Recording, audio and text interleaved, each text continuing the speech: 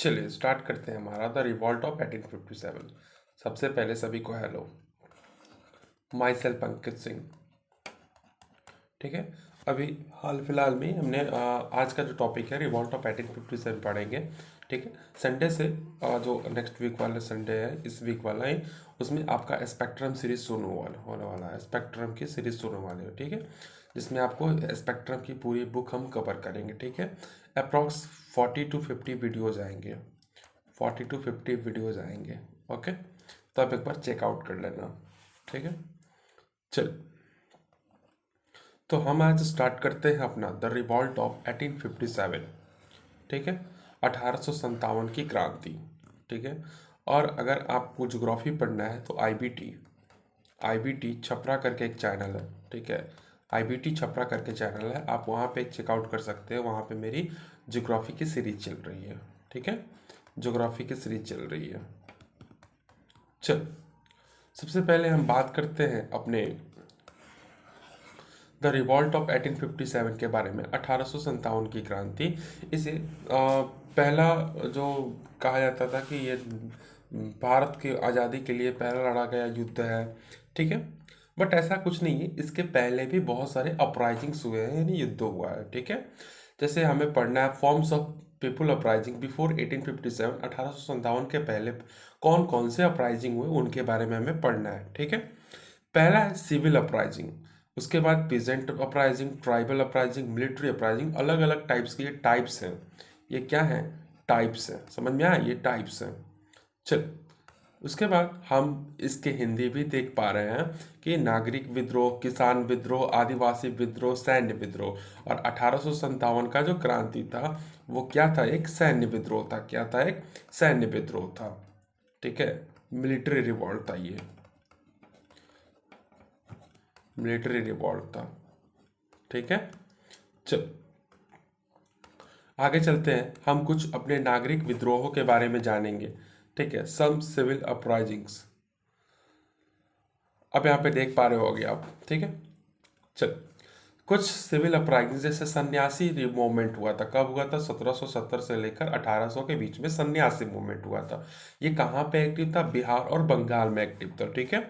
इसके main leaders यानी जो मुख्य नेता थे वो थे हमारे मंजू शाह, मूसा शाह और भवानी पाठक। तीन लीडर इसके मुख्य थे। इसके कितने लीडर मुख्य थे? तीन लीडर मुख्य थे। ठीक है, जिनके नाम दिए गए हैं। उसके बाद हमारा इसके आप हिंदी में भी पढ़ सकते हैं कि सन्यासी आंदोलन 1770 से लेकर 1800 तक चला था, यानी 30 सालों तक चला था। और बिहार और बंगाल में ये मुख्यतः चला था। इसके मुख्य नेता कौन थे? मंजू साहब, मूसा साहब और भवानी पाठक। ओके। उसके बाद एग्जाम्स में पूछे जाने वाले बार बार कुका मूवमेंट, ये PYQ है। ठीक है, ये PYQ है। कुका मूवमेंट कब और कब किसने शुरू किया था? तो ये जाहिर सी बात है, कुका मूवमेंट आपका 1840 में स्टार्ट हुआ था, 1872 तक चला था। ठीक है। और ये पंजाब में हुआ था। और ये स्टार्ट किसके द्वारा किया गया था? भगत जवाहर मल द्वारा स्टार्ट किया गया था। ठीक है। हिंदी में भी आप इसे पढ़ सकते हैं। ठीक है। चल, उसके बाद हमारा आता है अहोम रिवॉल्ट, भी एक तरफ का क्या था? सिविल अपराइजिंग था। अहोम रिवॉल्ट। फिर गडकरी रिवॉल्ट कब हुआ? आप देख पा रहे हो, ये 1888 का है, 28 का है। और ये 1844 का है। ठीक है। चल, नेक्स्ट हम अपने बात करते हैं सम पीजेंट्स अपराइजिंग, यानी कुछ किसान आंदोलन जो 1857 के पहले हुए, हमें उसके बारे में। जैसे इसमें नरकेल बेरिया अपराइजिंग, फराजी रिवॉल्ट, मोपला अपराइजिंग, ये सारे के सारे 1857 के पहले हुए थे। ठीक है। किसान आंदोलन, ये सारे के सारे क्या है? किसान आंदोलन। ठीक है।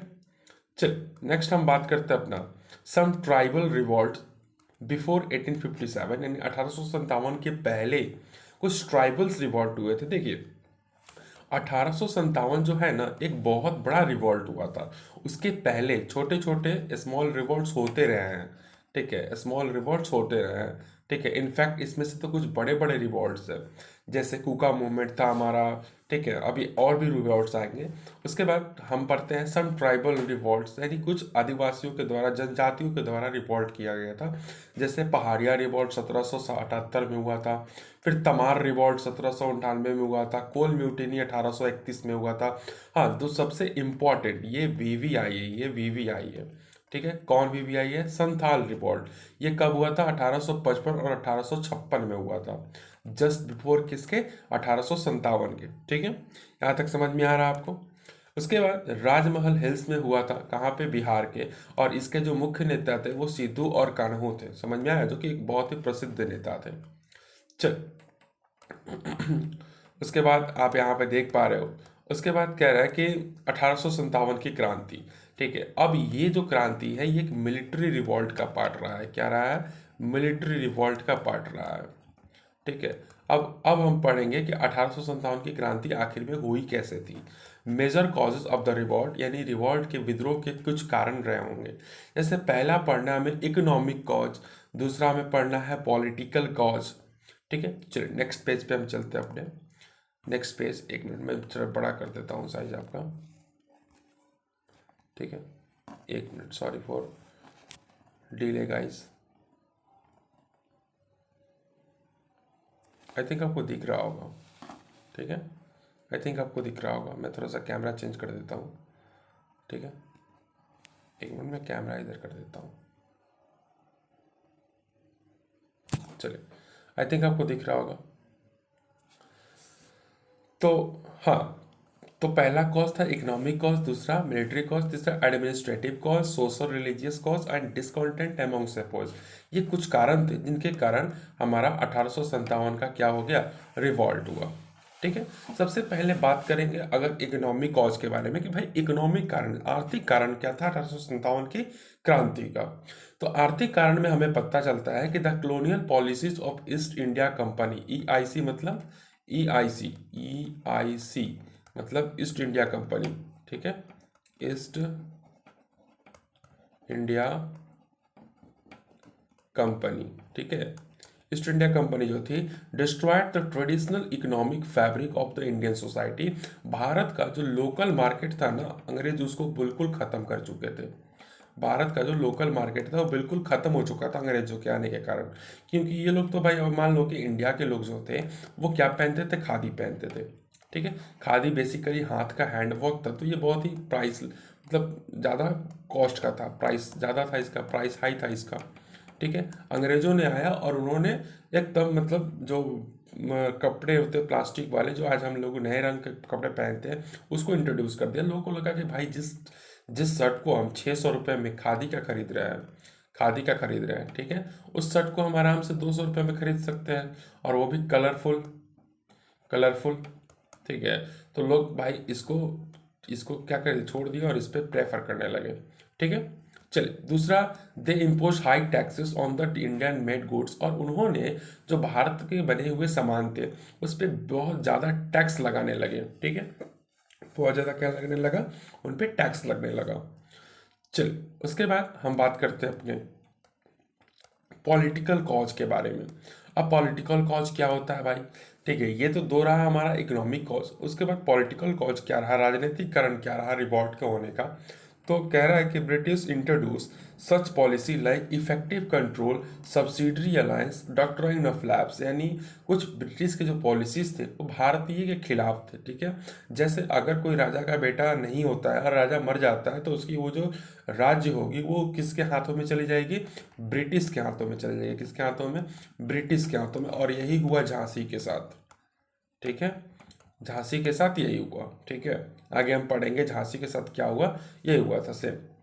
उसके बाद the collapse of official rulers, उसके बाद जो ऑफिशियल रूलर्स थे उनका भी क्या हो गया? पतन हो गया, जिसके कारण अंग्रेज और ज़्यादा क्या हो गए? मजबूत हो गए। उसके बाद हमारा आता है एडमिनिस्ट्रेटिव कॉज। एडमिनिस्ट्रेटिव कॉज कहता है कि Rampat corruption is the company administration specially among the police and law court. कह रहा है रामपत कमीशन का मतलब होता है बड़े पैमाने पे भ्रष्टाचार जो था वो कंपनी के ऑफिसर्स और पुलिस के बीच में फैल चुका था। Bribe was common in officers, और जो अधिकारी थे उनमें रिश्वत क्या हो गई थी? आम बात थी। सॉरी गाइस, गला फंस चुका है थोड़ा सा। ठीक है, आई होप कि आपको समझ में आ रहा होगा इतना। ठीक है, चलिए उसके बाद सोशियो एंड रिलीजियस कॉज, यानी सामाजिक और धार्मिक कारण क्या था? देखिए अगर हम बात करें ना 1857 के रिवॉल्ट के बारे में, तो जो मेन कॉज था वो ये था शायद। ठीक है, सोशियो रिलीजियस कॉज। ठीक है, अब क्यों था हम आपको बताना चाहते हैं। ठीक है, चलिए देखिए, कह रहा है the attempt of socio religious reform such as the abolition of sati and support to widow remarriage and women education severe seen by the large scale section of the population and interfere. Bharat के लोग उस समय क्या follow करते थे? भारत के लोग जो थे उस समय सती प्रथा फॉलो करते थे। सती प्रथा, सती प्रथा फॉलो करते थे। उसके बाद वो लोग महिलाओं के एजुकेशन पे बिल्कुल ही ध्यान नहीं देते थे। अंग्रेज जो है उन्होंने कहा कि भैया ये तो गलत चीज़ है ना सती प्रथा, इसको तो बैन होना चाहिए।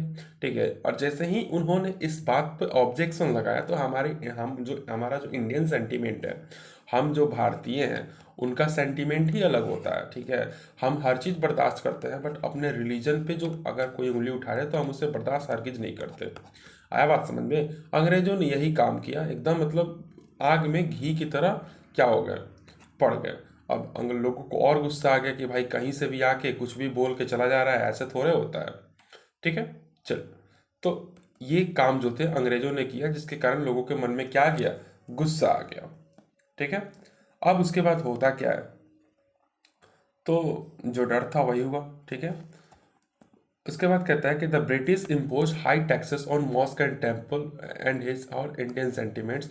और जो भी भारतीय लोग थे, ठीक है, उनके सेंटिमेंट को और ज़्यादा हानि पहुंचा कब, जब ब्रिटिशर्स ने उनके मॉस्क पे यानी उनके जो मस्जिद थी, मंदिर थे, उन पे क्या लगा दिया, बहुत ही ज़्यादा मतलब टैक्स लगा दिया, हाई टैक्स लगा दिया। ठीक है, इससे और ठेस पहुंचता है उनके मनों को। ठीक है, चल, उसके बाद क्या करते हैं, उसके बाद कहता है कि डिस्कॉन्टेंट एमोंग सेपोइस। अब भाई सेपोइस के मन में क्या बात चल रही थी, कह रहा है कि religious Hindu of that time believe that crossing seas mean loss of caste. जो समय के रिलीजियस हिंदू थे उनका मानना था कि अगर वो समुद्र पार करेंगे तो उनका कास्ट क्या हो जाएगा, खत्म हो जाएगा। ठीक है, उसके बाद 1857 में लॉर्ड कैनिंग ने एक गवर्नमेंट एक्ट पास किया जिसका नाम था जनरल सर्विस इनलिस्टमेंट एक्ट। ठीक है, अब ये एक्ट था क्या वैसे, इसमें कहा गया कि भैया अगर देखो, अगर फ्यूचर में कहीं भी सैनिकों की जरूरत पड़ी तो आपको यहाँ से जाना पड़ेगा। अब रिलीजियस हिंदू क्या मानते थे, पढ़ो ये लाइन, धार्मिक हिंदुओं का मानते थे, एक minute, sorry sorry sorry sorry, cancel. ठीक है, हाँ, धार्मिक हिंदू मानते थे कि अगर वो समुद्र पार करने तो उनकी जाति की क्या हो जाएगी, हानि हो जाएगी। अब भाई कोई भी जाति की हानि करेगा नहीं, और वो भी उस समय जो समय था वो 1857 का समय था, जो कि बहुत ज़्यादा कास्टिज्म, कास्टिज्म मतलब समझ रहे हैं ना, उस समय बहुत ज़्यादा कास्टिज्म था। ठीक है, आप इसे मंगल पांडे मूवी में अच्छा आराम से देख पाओगे कि उस समय कितने चरम सीमा पे कास्टिज्म था। जो वर्ण सिस्टम था हमारा, 4 वर्ण थे ना हमारे, वो इस समय चरम सीमा पे था। ठीक है, अब होता क्या है, तो कहता है कि जो डिस्कॉन्टेंट था वो तो बढ़ ही रहा था, पॉलिटिकल कॉज, इकोनॉमिक कॉज जो भी थे, जो करप्शन थे, वो तो बढ़ ही रहे थे। ठीक है, उसके साथ साथ होता क्या है, the introduction of Enfield rifle enhance the sepoy growing डिस्कॉन्टेंट।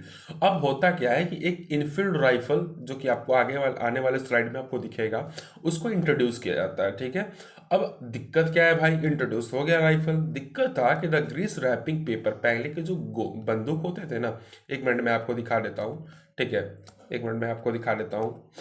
हाँ, ये, ठीक है, ये जो आप देख पा रहे हो फिगर में, ठीक है, एक मिनट में आपको इधर करके दिखा देता हूँ। हाँ, ये जो आप देख पा रहे हो ना, ठीक है, तो ये होते थे कार्टिलेज, और इसको यहाँ से दांत से काटते थे और फिर काट के इसमें क्या करते थे, लोड करते थे। अब दिक्कत मेन झोल यहीं पे था। ठीक है, झोल क्या था तो समझो इस चीज़ को। ठीक है, झोल ये था, एक मिनट मैं आपको बड़ा करके दिखाता हूँ। हाँ, चल, झोल ये था ना, पता है क्या झोल था, कि the rumour spread that this grease made up of the beef of pig and fat. यानी कुछ लोगों का मानना था कि ये जो है ये किससे बना हुआ है, बीफ से बना हुआ है, पिग और फैट के, यानी गाय और सुगर के चमड़ों से बना हुआ है। अब भाई अगर आप हिंदू हैं, अगर आप मुसलमान हैं, तो आपको भी पता होगा कि जो गाय होती हैं वो हिंदुओं के लिए माता मानी जाती हैं, और जो सुअर होता है उनके लिए नापाक माना जाता है, मुस्लिमों के लिए। ठीक है, the cow was scotch to the Hindus while the pig was taboo for the Muslims. जाहिर सी बात है कि काउ और पिग हमारे भारतीय समाज के लिए दोनों ही क्या माने जाते हैं, एक अपना मुस्लिम समाज अपना दूसरा चीज मानता है और हिंदू अपना दूसरी चीज मानता है। ठीक है, चल फिर हम स्टार्ट करते हैं अपना नेक्स्ट जो हमारा है। आप देख पा रहे होगे कि यहाँ पे 1857 की क्रांति है, यहाँ पे वो इनफील्ड राइफल है जिसमें करके इन्होंने क्या करते थे। चलिए उसके बाद हम अपने थर्ड स्लाइड पे चलते हैं। अब शुरुआत होता है रिवॉल्ट हमारा। अब हमारा रिवॉल्ट क्या होता है, शुरुआत होता है। जो रिवॉल्ट होता है वो शुरुआत होता है मेरठ से। कहाँ से शुरुआत होता है, मेरठ से शुरुआत होता है। ठीक है, मेरठ में the revolt began at Meerut 58 kilometre from Delhi on 10 May, 10 मई को स्टार्ट होता है ये रिवॉल्ट, 10 मई को स्टार्ट होता है। ठीक है, 1857 में 10 मई को रिवॉल्ट स्टार्ट होता है। आप हिंदी भी पढ़ पा रहे होगे यहाँ पे।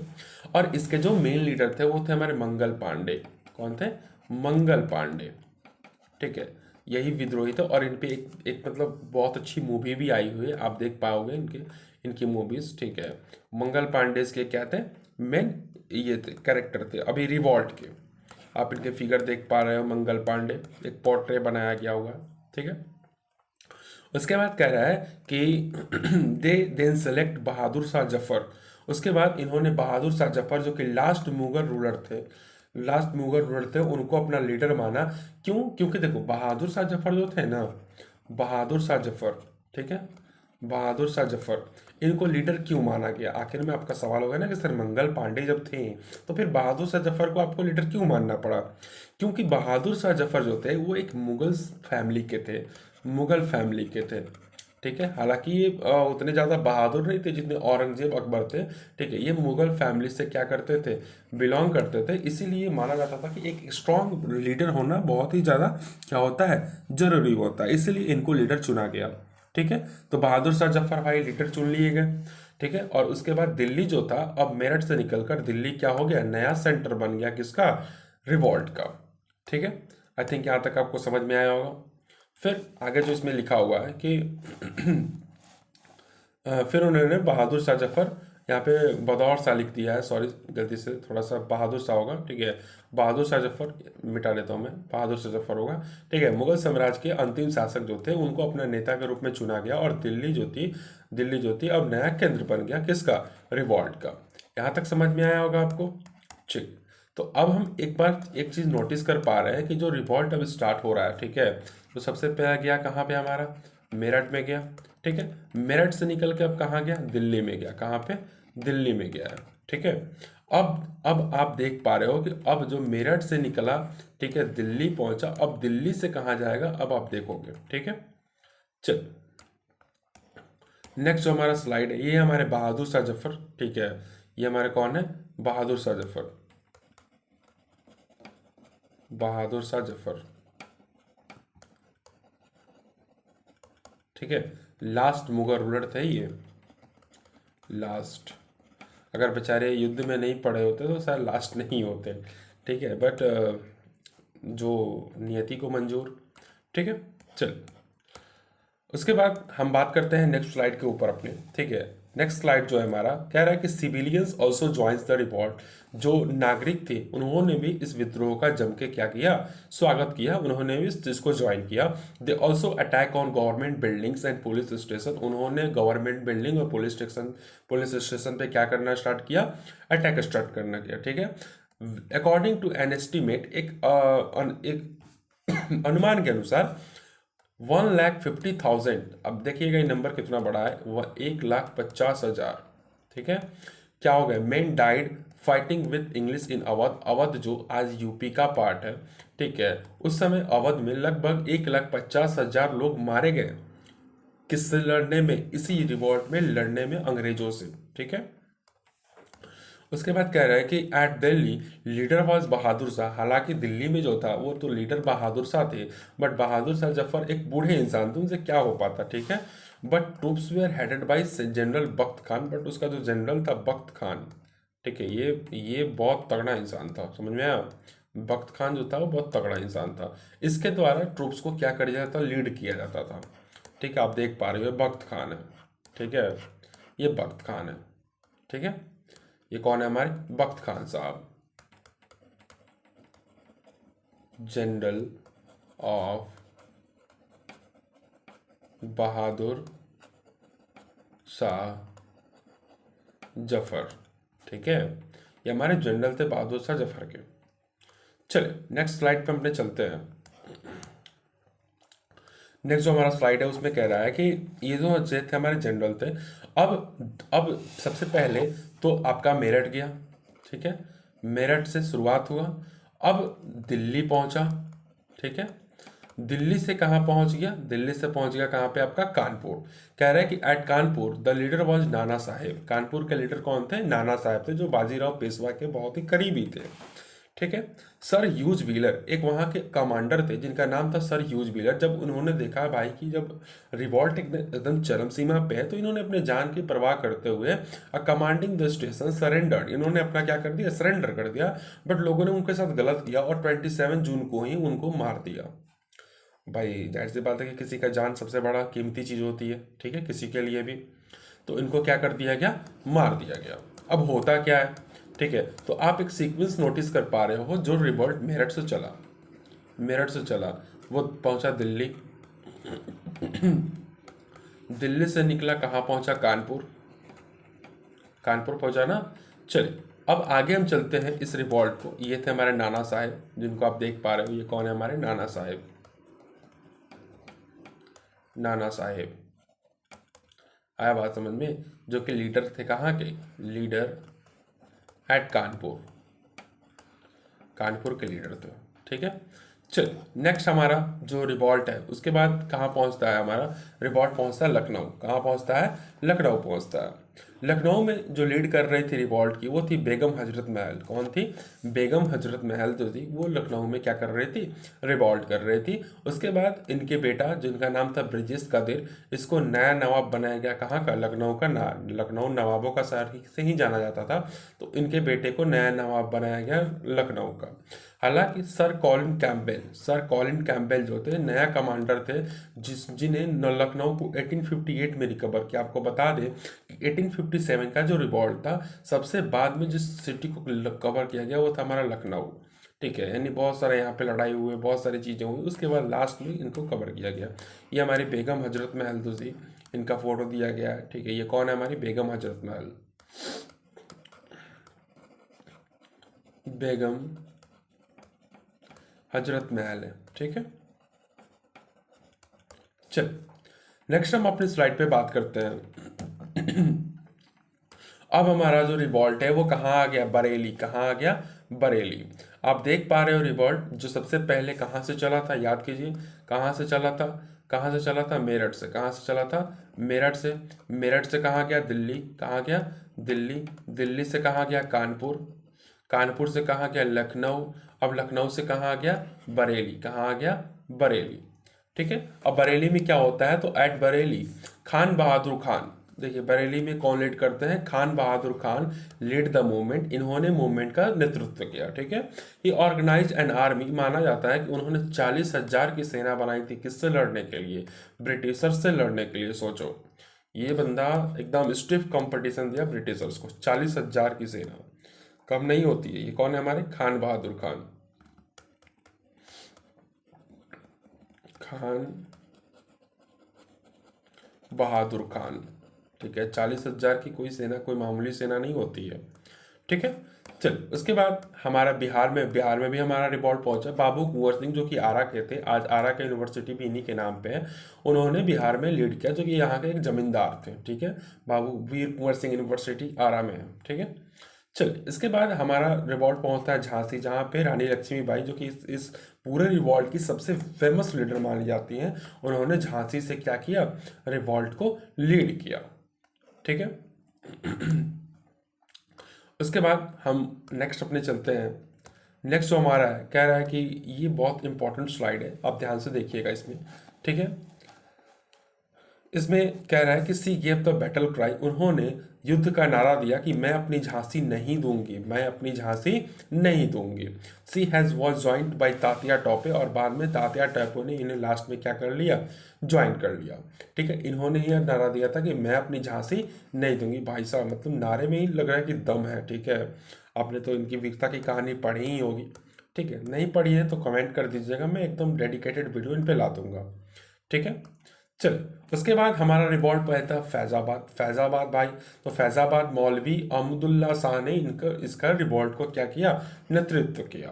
ही was also known as the lighthouse of rebellion, इन्हें विद्रोह का प्रकाश स्तंभ भी कहा जाता है, और इनका नाम डंका शाह कहा जाता है। डंका शाह याद रखिएगा, डंका शाह किसे कहा जाता है, मौलवी अहमदुल्ला शाह को डंका शाह के नाम से जाना जाता है। ठीक है, फिर हमारा रिपोर्ट फैजाबाद से निकल के कहाँ पहुंचा, इलाहाबाद पहुंचा। इलाहाबाद में जो हमारे लीडर थे उनका नाम था मौलवी लियाकत अली, जिन्होंने इलाहाबाद में इस रिवॉल्ट को क्या किया, लीड किया। ठीक है, उसके बाद हमारा he made his headquarter at Khusro Bagh, और इन्होंने खुसरो बाग में अपना हेडक्वार्टर बनाया। ठीक है, उसके बाद कह रहा है कि Shahmal a local villager of Baghpat Uttar Pradesh led the revolt, और उत्तर प्रदेश के बागपत जिले में किसने रिवॉल्ट को लीड किया, शाहमल। किसने किया, शाहमल ने किया। ठीक है, चलिए अब 13 नंबर अपने स्लाइड पे आते हैं। इसमें कह रहा है कि एक मिनट जरा सा, हाँ सॉरी, थोड़ी सी दिक्कत आ गई थी।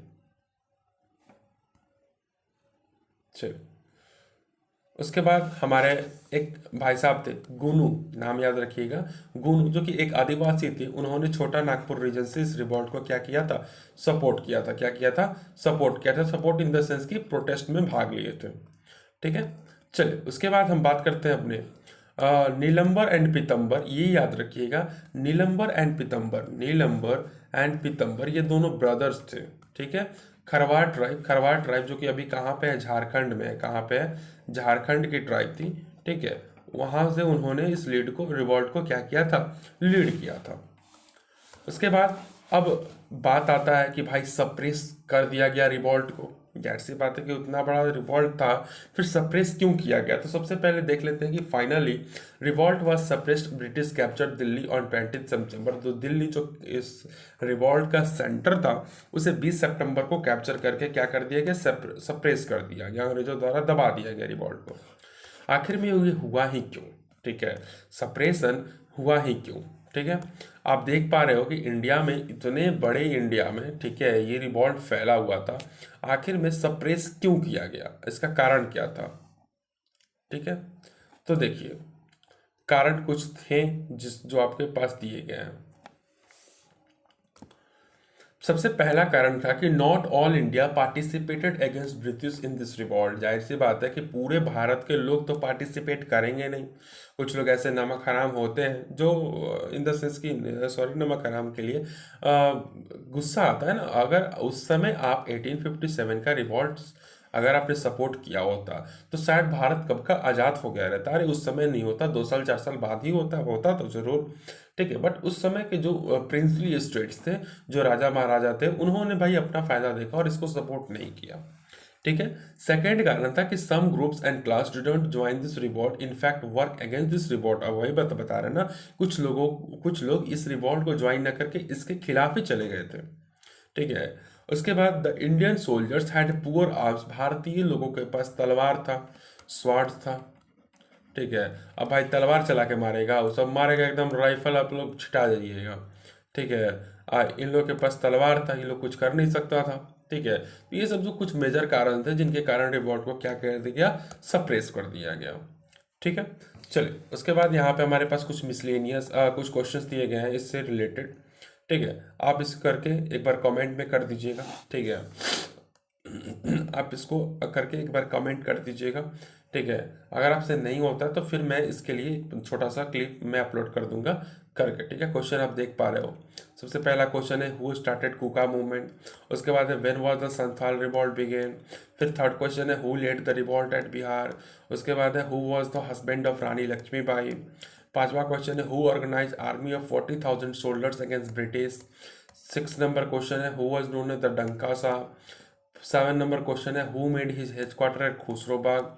ठीक है, तो आप एक बार कमेंट कर देना इन सब क्वेश्चंस को करके। ठीक है, आई होप कि आप कमेंट करोगे इस सब क्वेश्चंस को करके। अगर नहीं कर पाते हो तो इन और फिर या फिर कमेंट करोगे तो मैं एक बार सही का बता दूंगा कि क्या सही है और क्या गलत है।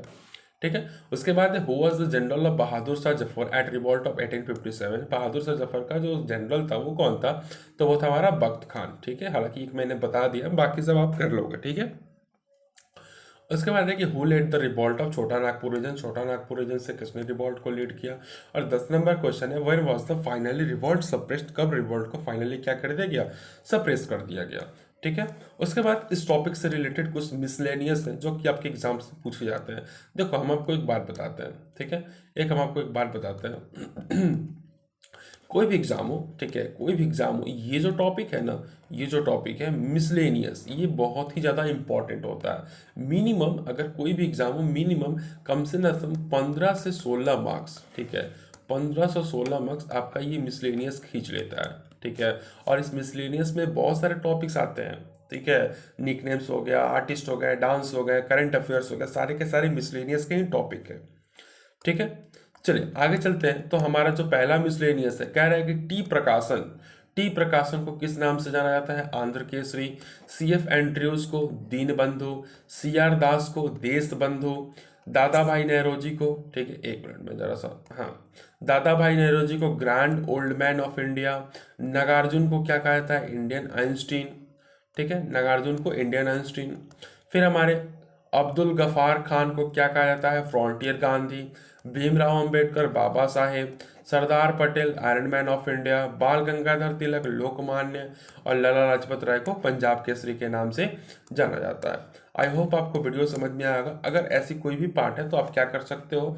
कमेंट कर सकते हो। ठीक है, कमेंट कर सकते हो। और अगर आपको मेरी ज्योग्राफी की सीरीज देखनी है, ज्योग्राफी की सीरीज देखनी है, ठीक है, तो आप आईबीटी चैनल को फॉलो कर सकते हो। आईबीटी जो है, ठीक है, आईबीटी छपरा, वहाँ पे मेरी ज्योग्राफी की सीरीज 10 दिसंबर से स्टार्ट होगी। 10 दिसंबर से स्टार्ट होगी। हालांकि मैंने इस चैनल पे यानी अंकित जीएस पे 8 दिसंबर से, सॉरी 18 लिखा गया ना, 8 दिसंबर से क्या स्टार्ट करने वाले हैं हम अपने स्पेक्ट्रम। आप एक बार याद करो, 8 दिसंबर, ठीक है, स्पेक्ट्रम स्टार्ट होगा हमारा हिस्ट्री का। टोटल फुल कवर करेंगे हम स्पेक्ट्रम को वॉल्यूम बाय वॉल्यूम। इसमें अप्रॉक्स 40 to 50 क्लास लगेंगे आपके, 40 to 50 क्लास लगेंगे। ठीक है, तो हर एक क्लास का आपका सीरीज नोट्स आपको प्रोवाइड किए जाएंगे। ठीक है, और 10 दिसंबर से, ठीक है, 10 दिसंबर से आईबीटी के चैनल पे, आईबीटी छपरा अगर आप सर्च करोगे तो एक चैनल आएगा। ठीक है, उस पर मेरी ऑलरेडी 2-3 वीडियोस हैं। वहाँ पे मैं 10 दिसंबर से ज्योग्राफी की सीरीज स्टार्ट करूँगा, ज्योग्राफी की सीरीज स्टार्ट करूँगा जिसमें हम वर्ल्ड ज्योग्राफी को कवर करेंगे। ठीक है, तो चलिए आज के लिए इतना ही। तब तक के लिए जय हिंद, जय भारत। मिलते हैं हम लोग नेक्स्ट वीडियो में।